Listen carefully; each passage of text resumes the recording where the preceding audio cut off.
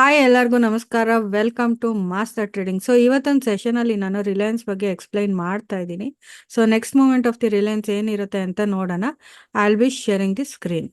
So time frame ತೊಗೊಂಡಿರೋದು day time frame ತೊಗೊಂಡಿರೋದು. So from last March 4th ಇಂದ consolidation ಫೇಸಲ್ಲಿದೆ Reliance. And 23rd May breakout ಆಗಕ್ಕೆ try ಮಾಡಿದೆ. ಬಟ್ ಅಗೇನ್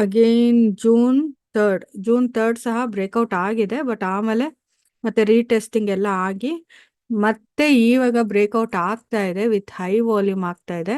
ಅಂಡ್ ಆಲ್ಸೋ ನೀವು ನೋಡ್ಬೋದು sequence of the moving average up trend moment ಅಲ್ಲಿ ಇದೆ. ಅಂಡ್ RSI ಆಲ್ಸೋ ಅಬೋವ್ 13 ಅಲ್ಲಿ ಇದೆ. So we can go for a buy option. Okay, ಆದ್ರೆ ಈ ತಿಂಗಳು ತೊಗೊಳಕ್ಕಾಗಲ್ಲ. It's already 26th of June.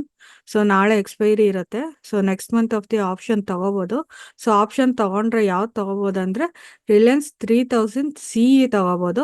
Expected target ಬಂದ್ಬಿಟ್ಟು 3227 ಇರುತ್ತೆ. ಸ್ಟಾಪ್ ಲಾಸ್ ಈ ವೇವ್ ಇದೆ ಅಲ್ಲ, ಈ ವೇವ್ ಲೋ ಬರುತ್ತೆ. ದಟ್ ಈಸ್ 2873 ಬರುತ್ತೆ.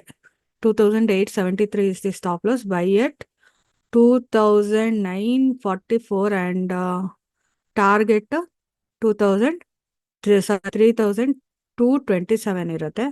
So risk to reward ratio 1:4 ಬರುತ್ತೆ. If this analysis is helping your trading journey, you can subscribe to our channel.